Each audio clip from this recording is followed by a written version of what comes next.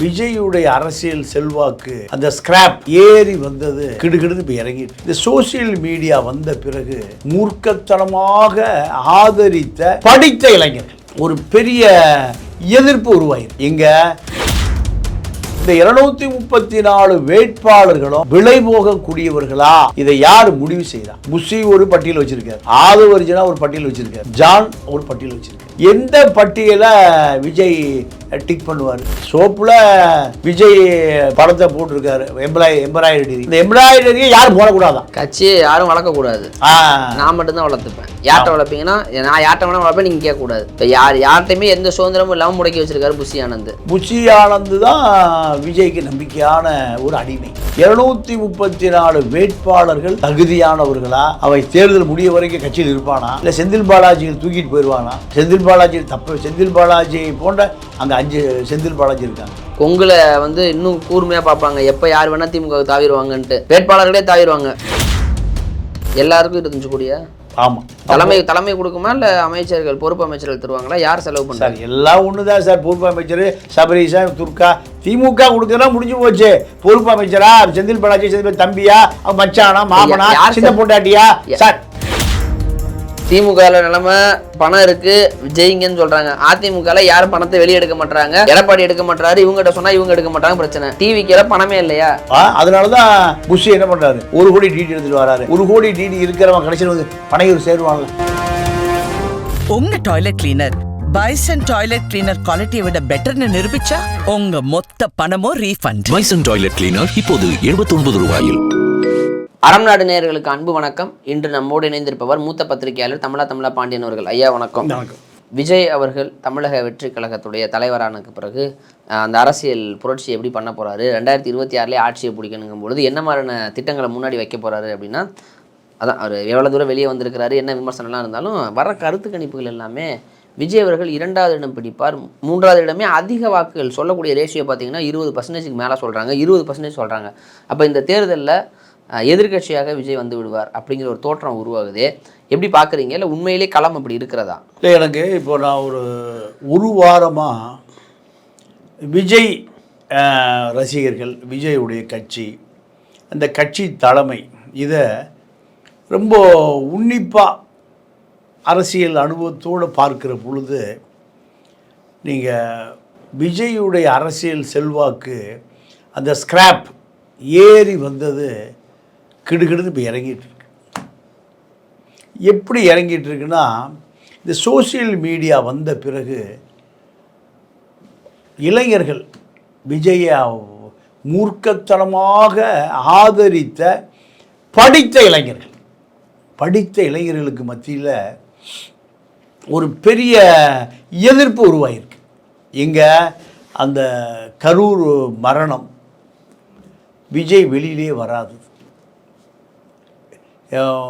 ஏழை எளியவர்களை சந்திக்காதது, ஒரு பெரிய இடைவெளி, தொண்டர்களுக்கு அவருக்குமான இடைவெளி. இப்போ அவர் வீட்டுக்கு முன்னாடி பொதுமக்கள் போராடியது, இது எல்லாமே சோசியல் மீடியாவில் விஜய்க்கு கடுமையான தாக்குதல் நடக்குது. இந்த தாக்குதல்கள் எல்லாமே பார்க்கிற இளைஞர்கள் சிந்தித்து அவ்வளவு மூர்க்கத்தனமாக ஆதரித்த இளைஞர்கள், படித்த இளைஞர்கள், நான் சொல்கிறேன் படித்த இளைஞர்கள் விஜய் மீது ஒரு மாற்றம் தெரியுது, அதாவது எதிர்ப்பு அரசியல் தெரியுது. நீங்கள் இதனுடைய விளைவு தான் திமுக அதிமுக தேர்தல் அறிக்கை வெளியிட்ட பிறகு இந்த 2 தேர்தல் அறிக்கைகளையுமே முந்துகிற அளவுக்கு ஒரு தேர்தல் அறிக்கையை தயார் பண்ண முடியல. 1. 2வது, விஜய் அதிகமாக பார்க்க போகிற இளைஞர்களை, ஜெயலலிதா கூட பால்கனியிலிருந்து கையை காமிச்சது 91, 96 காலகட்டத்தில் போயஸ் கார்டில் எப்பவுமே ஒரு 2000 பேர் 3000 பேர் நிற்பான். ஒரு நாளைக்கு புதிதாக 2000 பேர் வந்தால் 30 நாளைக்கு 60,000 பேர் வரும். வருஷம் பூரா ஒரு 10 லட்சம் பேர் வந்து பார்த்துட்டு போகலாம்.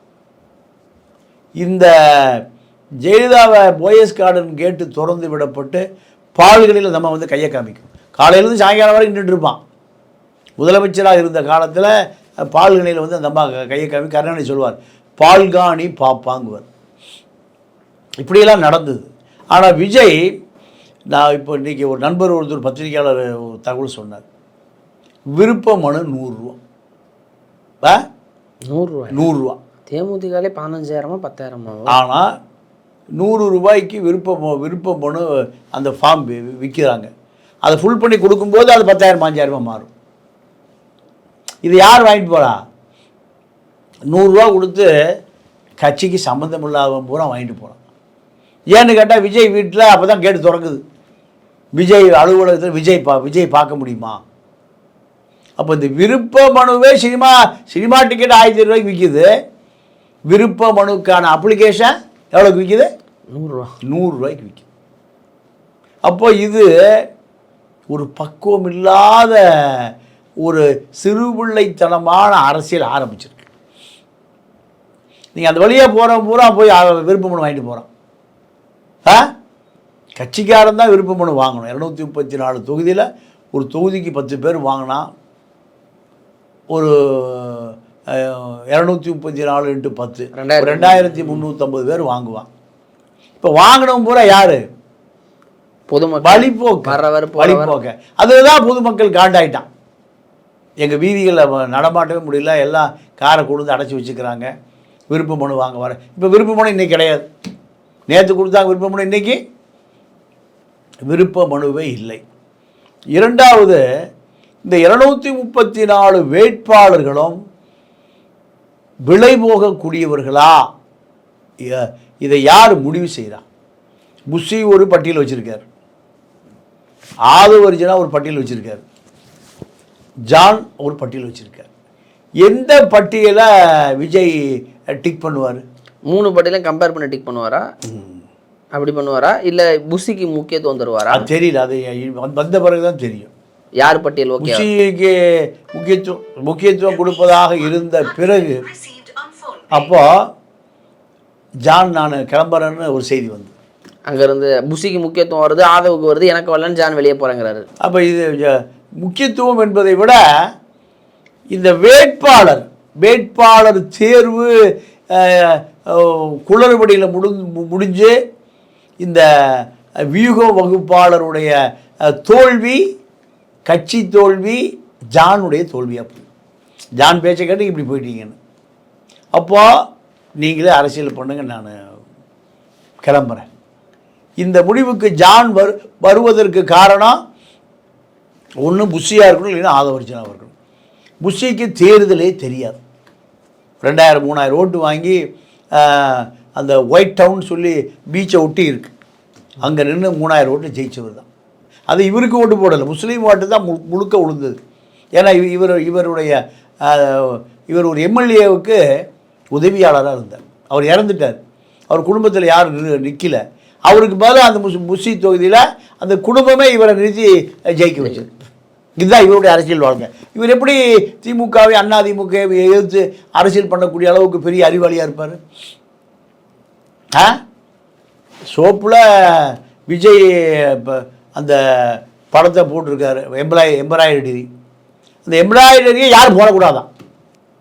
தன்னை தவிர விஜயுடைய படத்தை இந்த எம்ப்ராய்டரி பிரிண்டிங்கை யாரும் போடக்கூடாது. இதுதாங்க சண்டை. கட்சியை யாரும் வளர்க்கக்கூடாது, நான் மட்டும்தான் வளர்த்துப்பேன். யார்கிட்ட வளர்ப்பீங்கன்னா நான் யார்கிட்ட வேணால் வளர்ப்பேன், நீங்கள் கேட்கக்கூடாது.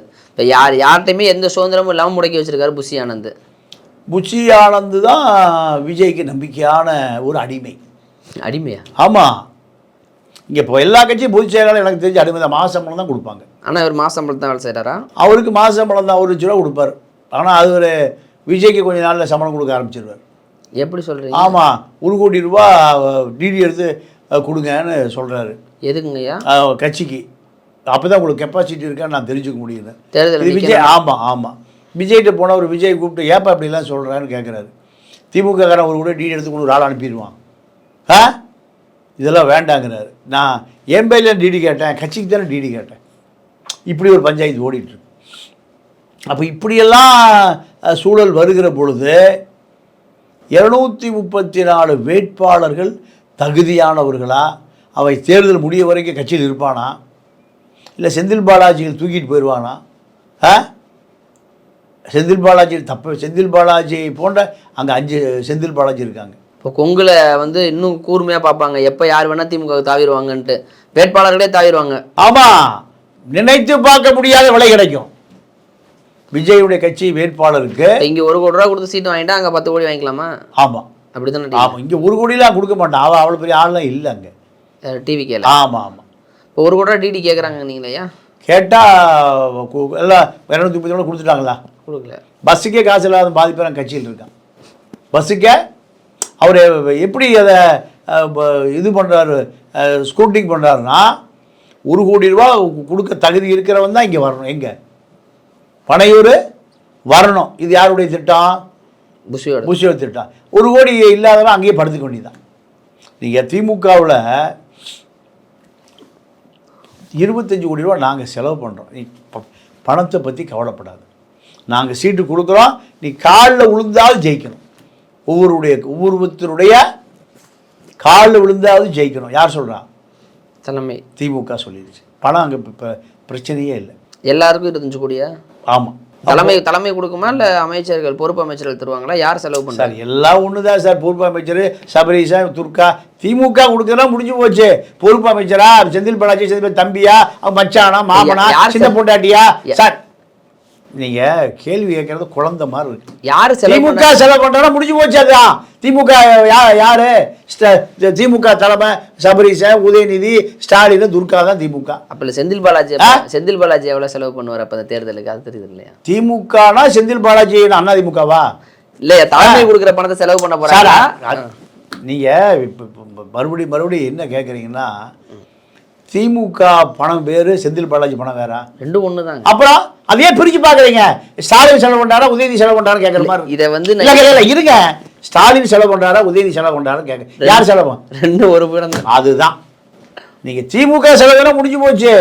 திமுக செலவு பண்ணுறா முடிஞ்சு போச்சு, அவ்வளோதான். அதை இல்லை இப்போ இது ஏன் கேட்க வந்தேன்னா, அதிமுகவில் இதே பஞ்சாயத்து தான். அதிமுக கதை வேறங்க. திமுகவில் அந்த பிரச்சனையே இல்லை. அந்த பஞ்சாயத்து வர பஞ்சாயத்து தான் இல்லை. ஒரே வாரத்தில் முடிஞ்சு போச்சு. திமுக கதை முடிஞ்சு போச்சு. பணத்தை பற்றி கவலை இல்லை. நீ ஜெயிக்கிற வேலையை மட்டும் பார். ஒவ்வொருத்தர் காலில் விழுந்தா ஜெயிக்கணும். இதுதான் யார் கொடுத்த அசைன்மெண்ட்டு? திமுக கொடுத்த அசைன்மெண்ட். அது செந்தில் பாலாஜி கொடுக்குறாரா, செந்தில் பாலாஜி தம்பி அசோக் கொடுக்குறாரா, இல்லை உதயநிதி கொடுக்குறாரா, இன்பநிதி கொடுக்குறா, அது அங்கே பிரச்சனையே இல்லை. பணம் ஒரு பிரச்சனையே இல்லை அங்கே. எங்கே? திமுகவில் முடிஞ்சு போச்சா? இது அரை மணி நேரம் பேச வேண்டிய அவசியம் இல்லை. அண்ணா திமுக பொறுத்த வரைக்கும் என்கிட்ட பணம் இல்லை. யார் சொன்னது? எடப்பாடி. 89 மாவட்ட செயலாளர். 89 மாவட்ட செயலாளரையும் முதல் பேட்ச் 15 பேரை கூப்பிடுறாரு. யார்? எடப்பாடி. 15 பேரை வச்சு சொல்கிறாரு, அமைச்சர்கள் எல்லாம் பல 1000 கோடி வச்சுருக்கீங்க, பல 1000 கோடி வச்சுருக்கீங்க. போன முறை நான் உங்கள்கிட்ட பார்ட்டி பண்ணுன்னு சசிகலாவை போட ஆலிக்ஸ் பெட்டியில் வாங்கலை. நீங்களே கட்சியை காப்பாற்றுக்கு தான் உங்களை விட்டு வச்சேன். நீங்கள் 89 பேரை வச்சு பேசுகிறக்கும் 15 பேர் பக்கத்தில் உட்காந்து பேசுறதுக்கு இந்த ரூமில் 15 பேர் உட்கார வச்சிடலாம். இந்த ரூமில் 15 பேரையும் மூஞ்சி பார்த்து பேசலாம். ஒவ்வொருத்தர் திட்டலாம், நீ திருடுங்க சொல்லலாம், எங்கே பணம் வச்சிருக்குன்னு சொல்லலாம். ஆனால் 89 பேரை பேசுகிற டயர்டாகி மயக்கம் வந்துடும். கூட்டமாக சமாளிக்க முடியும். நீங்கள் செங்கோட்டையனை போன நாடாளுமன்ற தேர்தலில் செலவு பண்ண சொல்கிறார். செங்கோட்டையன் செலவு பண்ண மாட்டேங்கிறார். செங்கோட்டையன் பிஏ சண்முகவேலுன்னு ஒருத்தர் எஜுகேஷன் இந்த துறை இருக்கிற பொழுது லேப்டாப், சீருடை, பள்ளி புத்தகம், கட்டடம் கட்டினது எல்லாம் சண்முகவேலுன்னு ஒரு பிஏ தான். அவரே ஒரு 1000 கோடி வச்சுருக்கார். இவர் ஃபோனை போட்டு அவர்கிட்ட 100 கோடி வாங்குறாரு. யார்? எடப்பாடி. யாருக்கிட்ட? செங்கோட்டை பிஏட்ட. கதிர் ஆறுமுகன் இப்போ கோட்டூர் ஒரு கவுன்சிலர். எந்த கட்சியில்? ஏடிஎம்கேல. அவர் யார்? செங்கோட்டையன் பிஏ. அவரை அந்த ஆள் இப்போ சீட்டு வேணும்னு தாரை தப்பட்ட ஒரு 500 பேரோட வந்து வேட்புமனு தாக்கல் பண்ணி போயிருக்கார். யார்? கதிர் ஆறுமுகம். எடப்பாடி என்ன சொல்கிறாரு, நான் 3 தொகுதியை நான் செலவு பார்த்துக்கிறேன்னா எனக்கு சைதாப்பேட்டை கொடுத்துருன்னு கேட்குறாரு. நான் ஒரு பானையை பூரா பிதுக்கி பார்க்க வேண்டியதில்லை, 2 சோறு தான். அப்போ அதிமுக எந்த நிலைமையில் இருக்குன்னு தெரியுதா? எடப்பாடிக்கு அல்வா கொடுக்குறானுங்க. எடப்பாடி, நீங்கள் தான் செலவு பண்ணி ஜெயிக்கணும், நீங்கள் தான் மாவட்ட செயலாளர் கொடுக்குற லிஸ்ட்டை நான் ஏற்றுக்க மாட்டேன். மாவட்ட செயலாளர் கொடுக்குற லிஸ்ட்டை ஏற்றுக்க மாட்டேன். ஏன்? மாவட்ட செயலாளர் எந்த எம்எல்ஏவும் செலவு பண்ண மாட்டான். இவன் ஜெயிச்சு வந்தானா மந்திரி கேட்பான்னு, இவன் மட்டும் ஜெயிக்கணும் அவன் தோக்கணும்னு நினைப்பான். இப்படி தான் சிவி சண்முகம் பல முறை நீங்கள் ஒருத்தர் கட்சி விட்டு நேற்று போய் திமுக சேர்ந்துட்டார். லட்சுமணா இப்போ எம்எல்ஏ இருக்கார்ல, அவர் ஏடிஎம்கேல இருந்தவர் தான்.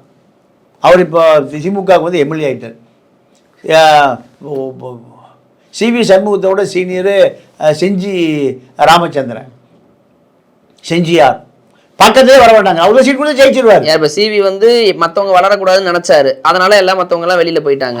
இது போலதான் அதிமுக எல்லா தொகுதியும் இதுதான் நிலைமை. உதயகுமார் ஒரு பட்டியல் வச்சுட்டு இவருக்கு சீட்டு கொடுக்குங்கிறாரு. கேபி முனுசாமி பூரா அங்கே வசூல் பண்ணிட்டு இருக்காரு. ஏப்பா உனக்கு தான் சீட்டு, உனக்கு எல்லாம் பணத்தை கொண்டா. குமரகுரு ஒரு தலித் ஒருத்தர்கிட்ட 1.5 கோடி வாங்கிட்டு அவன் ஆஸ்பத்திரியில் படுத்திட்டு ஹைகோர்ட்டில் ஆர்டர் வாங்கியிருக்கான். பார்த்தீங்களா? ஆளாளுக்கு வசூல் போட. அப்போ கட்சி ஜெயிக்க வைப்பதற்கு பணமே செலவு பண்ண மாட்டேங்கிற பிரச்சனை தான் ஓபிஎஸ் வெளியே போனது, செங்கோட்டை வெளியே போனது. இதுதான் நிலைமை. அப்போ திமுக நிலைமை பணம் இருக்கு ஜெயிங்கன்னு சொல்றாங்க. அதிமுக யாரும் பணத்தை வெளியே எடுக்க மாட்டாங்க. எடப்பாடி எடுக்க மாட்டாரு, இவங்ககிட்ட சொன்னா இவங்க எடுக்க மாட்டாங்க. பிரச்சனை டிவிக்கேல பணமே இல்லையா? டிவிக்கேல ஒரு விஷயம் பணம் இல்லை. அதனால தான் புஷ் என்ன பண்ணுறாரு, 1 கோடி டிடி எடுத்துகிட்டு வராரு. 1 கோடி டிடி இருக்கிறவன் கடைசியில் வந்து பனையூர் சேருவான்ல. 1 கோடி டிடி இருக்க வசதி இல்லாதவன் மெயின் ரோட்டில் ஈஸியாக போயிடுவான். இதை சொன்ன உடனே விஜய் இல்லை 1 கோடி திமுகக்காரன் அதிமுக டிடி கொடுத்து அனுப்பிச்சிடுவான், கடைசி நேரத்தில் ஓடி போயிடுவான். எங்கே ஒரு தொழிலாளர் கேட்குற ஒவ்வொருத்தர் தொகுதியிலையும் ஒரு டிவிக்கு ஆளை 1 கோடியை கொடுத்து அனுப்பிச்சிடுவான். யார்? டிஎம்கேவும் ஏடிஎம்கேவும். அவன் வந்து 1 கோடி கொடுத்து சீட் வாங்கிட்டு போயிடுவான். ஏப்பா 1 கோடி கொடுத்தியா, நான் தான் உனக்கு 1 கோடி கொடுத்தேன், இன்னொரு 5 கோடி வச்சுக்க, வீட்டில் படுத்துக்க, எலெக்ஷன் வேலை செய்கிற மாதிரி செய். வீரியமாக செய்யாமல் இருந்தால் போதும், ஓட்டை பெருசாக பிரிக்காமல் இருந்தால் போதும். இதுதான் சாதகமான தொகுதி. இப்படி 234 தொகுதியில ஒரு 150 பேர் இப்படி விலைக்கு வாங்கிட்டா விஜய் கதை முடிஞ்சுது.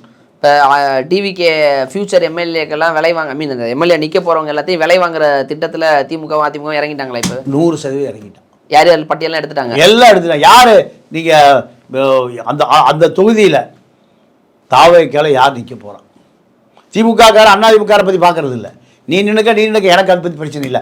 அவன் யார் தேர்ட் பார்ட்டி யார்? எவ்வளோ ஓட்டை வாங்க போகிறேன், அவனை எப்படி அமைதியாக்கணும், எப்படி கரெக்ட் பண்ணணும், அவ்வளோதான். இந்த திட்டத்தில் தான் இப்போ 2 பேரும் இறங்கியிருக்கிறாங்க. இப்போ இது விஜய்க்கு தெரிஞ்சுதான் எந்த லிஸ்ட்டை ஓகே பண்ணணும்னு கன்ஃபியூஸில் இருக்கிறாங்க. இதை ஆதவரிச்சுனா வீட்டில் சாப்பாடு போட்டு நான் ஒரு லிஸ்ட்டு கொடுத்து செலவு நானே பார்த்துக்கிறேங்கிறாரு. இதை அவர் தான் லாபியில் நிற்க வச்சு தான் ஜெயிச்சதுக்கப்புறம் மொத்தமாக தூக்கிட்டு போயிடலாம்.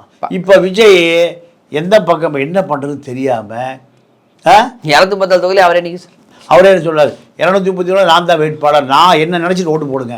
ஏன்னா நிற்கிறவன் பூரா நீங்கள் தொகுதிக்கு சம்மந்தம் இல்லாத ஆளாக இருப்பான், அரசியலுக்கு சம்மந்தம் இருக்க மாட்டாங்க, ஆற்றே இருக்க மாட்டான். இப்போ இந்த அரசியல் விஜய்க்கு இப்போ தான் புதுசு. விஜய்க்கு இதுதான் புது அரசியல். அப்போ இந்த நீங்கள்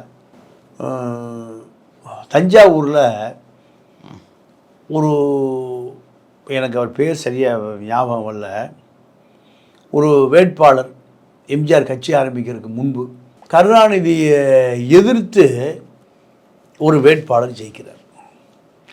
ஜெயித்த பிறகு அவர் எம்ஜிஆர்ட்ட அதிமுகவில் ஜாயின் பண்ணணுன்னு எம்ஜிஆர்ட்ட போகிறார். எம்ஜிஆர் சொல்கிறார், நீ சுயேட்சை ஜெயிச்சு ஏடிஎம்கேக்கு வராத, நீ போய் கருணாநிதியில் போய் சேர்ந்துக்க. கருணாநிதிட்ட சேர்ந்துட்டு 15 கழிச்சு இங்கே வா, திமுக எம்எல்ஏவா என்கிட்ட வா. இப்படி சுயேட்சை எம்எல்ஏ உன்னை என்னை சேர்த்துனா எனக்கு மரியாதை இல்லை. நீ எங்கே போய் சேர்ற? கருணாநிதியில் போய் சேர்ந்துரு. திமுகவில் சேர்ந்து திமுக எம்எல்ஏவா இங்கே வாங்க. இப்படி யோசனை சொன்னோன்னையும் நல்ல யோசனைன்னு போய் கருணாநிதியை சந்தித்து திமுகவில் சேர்ந்துடுறார். திமுகவில் சேர்ந்துட்டு திமுக எம்எல்ஏவாக மாறிடுறார். 15 நாளில் எங்கே வராரு? ஏடிஎம்கே வந்தார். இப்போ திமுகவில் இருந்து விலகி எம்எல்ஏங்கிற மாதிரி ஒரு தோற்றம் வரும். திமுக அந்த ஆளே இங்கே வந்துட்டாருங்க மாதிரி ஒரு தோற்றம் வரும். அந்த தோற்றத்தை உருவாக்கிக்கிறாங்க. இப்போ அதே நிலைமை தான். விஜயுடைய 234 வேட்பாளர்களும் உறுதியான வேட்பாளர்கள்லாம் சொல்ல முடியாது. எப்போ வேண்டுமானாலும் விலகி போவான். அது திமுக ஏஜெண்டா அதிமுக ஏஜெண்டான்னு கண்டுபிடிக்கிறதுக்குள்ளே தேர்தல் முடிஞ்சிடும். ரெண்டாவது ஒரு நல்ல விலை கொடுப்பாங்க திமுகவும் அதிமுக. 10 கோடி 15 கோடி 20 கோடி. வேற ஒன்றும் இல்லை, வேட்பாளருடைய மனைவி மாற்ற கொடுத்தாலே போதும். வீட்டில் என்ன தூங்க விடாமல் பண்ணி கள்ள தூக்கி போட்டுக்கொண்டு இது நடக்கும். இதை ஆதவர்ச்சனாவும் ஃபேஸ் பண்ண முடியாது, புஷியும் இதை சமாளிக்க முடியாது, விஜயும் சமாளிக்க முடியாது, விஜய் அப்போ எஸ்ஏசியும் சமாளிக்க முடியாது. ஏன்னா திமுக அதிமுக 2 பேரும் பழம் தின்னு கொட்டை போட்ட நபர்கள். இதில் விஜய் இந்த தேர்தலில் அப்போ அவருடைய பாணி எதுவுமே எடுபடாதுங்கிறீங்க. இன்னும் எடுபடும். வேட்பாளர்களை இறுதி செய்யறதுலேயே தலைவலி வந்து. ஆமாம், இன்னும் முடியலையே.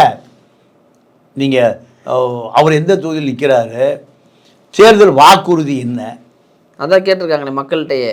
நீங்களே சொல்லுங்க, ஏதாவது வாக்குறுதி நல்ல வாக்குறுதினா எடுத்துக்கணும்னு சொல்லி கேட்டிருக்காங்களேயா மக்கள்கிட்ட வாக்குறுதி கேட்குற மாதிரி. ஆமாம் ஆமாம், மக்கள் நீங்கள் எல்லாருமே எங்களுக்கு டாஸ்மார்க் கொஞ்சம் விலை குறைச்சிருங்க கேட்டால் பண்ணிடணும். இப்போ டாஸ்மார்க் கொஞ்சம் விலையை குறைச்சி. இதை எப்படி பார்க்குறீங்க? பொதுமக்கள்கிட்ட தேர்தல் வாக்குறுதியை கேட்டு அதன் மூலம் ஒரு வாக்குறுதி ரெடி பண்ணுறது, இதெல்லாம் சினிமா புது, அதாவது எவ்வளோ கதை வசன கற்றுக் கொடுத்துருக்கான். கதை மக்களுக்கு என்ன பிரச்சனை உனக்கு தெரியாம நீ எதுக்கு அரசியல்வாதியா இருக்க? அதவே தெரியாம சொல்லுங்க நான் செய்யறேன், அது மாதிரி இருக்குது. அப்போ மக்கள் ஒவ்வொருத்தரும் லெட்டர் எழுதியா போடுவான், இல்ல மெயில் அனுப்புவான், வெப்சைட் ஓபன் பண்ணிக்கலாம், வெப்சைட்ல போட்டு விடுங்க. இல்ல போடுறது பூரா விஜய் ஆள் தான் போடுவான். நீங்க மக்கள் அவ்வளவு விழிப்புணர்வா இருந்தா அங்கே 41 பேர் சாகுறான். பொதுமக்களுக்கு பிரச்சனை என்னன்னு தெரிஞ்சு அதன் மூலம் ஒரு தேர்தல் அறிக்கையை கூட தயார் செய்ய முடியாமல் நீங்க எவ்வாறு அரசியல் கட்சியை ஆரம்பிச்சு நீங்க எப்படி ஃபேஸ் பண்ண போறீங்கன்னா கேள்வியா இருக்கு. இப்போ இதுக்குள்ள உள்ள ஜான் ஒரு பக்கம் சண்டை, அதை ஒரு பக்கம் சண்டை அப்படின்னு போகும்போது இந்த வேட்பாளர் அனைவரும் திமுக அதிமுக விலை போகக்கூடியவர்களாகத்தான் இருப்பார்கள்னு சொல்றீங்களா? திமுகவே அதிமுகவே 100 பேர் அனுப்பியிருக்கணும். இதுதான் உண்மை. இப்போ அதுல பயத்துல தான் இருக்கிறார் விஜய். ஆமா, விஜய் யாரையும் முழுசா நம்ப முடியல. ஆதவையும் நம்ப முடியல, புஷியும் நம்ப முடியல, இவனுடைய ஆளோ அவனுடைய ஆளோ திமுக ஆளோ அதிமுக ஆளோ. எம்ஜிஆர் என்ன பண்ணாரு, 77 அதிகாரத்துக்கு வருகிற பொழுது எழுத பண்ண இதே போல எம்ஜிஆருக்கு ஒரு இக்கட்டான நிலைமை வந்தது. கருணாநிதி தன்னுடைய ஆட்களை அனுப்பி சீட்டு கேட்டு ஆட்சியை பிடிச்சிருவான், ஆட்சியை கலைச்சிருவார். யாரு? கருணாநிதி. இந்த பயம் யாருக்கு வந்தது? எம்ஜிஆருக்கு வந்தது. எம்ஜிஆர் என்ன பண்ணாரு, எம்ஜிஆர் ரசிகர் மன்றத்தில் இருக்கான்ல, அதான் விசிலடிச்சா குஞ்சு அப்போ சொல்லுவாங்க. அந்த அடிப்படை உறுப்பினர்லேருந்து நீங்கள் ரொம்ப இன்னசென்ட்டாக இருக்கான்ல தொண்டை, அந்த இன்னசென்ட்டான தொண்டர்களை எம்ஜிஆர் முதல்ல செலக்ட் பண்ணார். எம்ஜிஆர் முதல்ல செலக்ட் பண்ணார். அவனுக்கு எம்ஜிஆரை தவிர எதுவுமே தெரியாது, அரசியலே தெரியாது. எம்ஜிஆர் 77 முதல்ல கட்சி ஆரம்பித்த பொழுது எம்ஜிஆர் தவிர வேற எதுவும் தெரியாது, எதுவுமே தெரியாது. அதாவது எல்லாம் எம்ஜிஆர் தான். நீங்கள் இன்னொரு பெரிய மக்களுக்கு போய் சேராத ஒரு செய்தி, 73 இடைத்தேர்தல். எந்த இடைத்தேர்தல்? திண்டுக்கல் இடைத்தேர்தல், நாடாளுமன்ற உறுப்பினர் இடைத்தேர்தல். எந்த இந்த செய்தி பதிவாகவே இல்லை. அப்போது எஸ்எஸ்ஆர் ராஜேந்திரனுடைய மூத்த மகனை நிறுத்துறதுக்கு எம்ஜிஆர் விரும்புகிறார். யாருடைய மகனை? எஸ்எஸ்ஆர் ராஜேந்திரனுடைய மூத்த மகனை நிறுத்துவதற்கு எம்ஜிஆர் விரும்புகிறார். வேட்பாளரும் தயார். அன்னைக்கு அந்த இளைஞருக்கு 25 வயசு. கருணாநிதி பதறி போய் எஸ்எஸ்ஆர் வீட்டுக்கு போகிறார். எஸ்எஸ்ஆர் வீட்டுக்கு போய் எஸ்எஸ்ஆர்கிட்ட சொல்கிறார், ஒரு மலையாளி நம்பி நீ பயன் அனுப்புறியா? நாமெல்லாம் தமிழர்கள் இல்லையா? யார்? கருணாநிதி, அன்னைக்கு சிவாஜி, எஸ்எஸ்ஆர் 3 பேரும் ஒரு டீமு. நாமெல்லாம் தமிழர்கள் இல்லையா? அவன் மலையாளி நம்பி பயன் அனுப்புகிறான். அதோட அந்த தேர்தல் பின்வாங்கிட்டாரு. அப்போ எம்ஜிஆர் எஸ்எஸ்ஆர் மோகனா எப்படி இருக்கு களம்? தந்திரமா இதை தடுத்தவர் கருணாநிதி. ஸோ அந்த தந்திரவாதி கருணாநிதி அவர்களுக்கு அந்த அரசியல் செய்யற அளவுக்கு சாணக்கியத்தனம் இல்லைன்னா நீங்க எப்படி விஜயை சுட்டி காட்டுறீங்க? இதான் உண்மை. நீங்க அன்னைக்கு எஸ்எஸ்ஆர் எம்ஜிஆர் திண்டுக்கல்ல மோதி இருந்தா எப்படி இருக்கும்? எம்ஜிஆரே ஆட்டம் கண்டு இருக்கும். ஏன்னா முக்குளத்தோர் யாரு? எஸ்எஸ்ஆர்.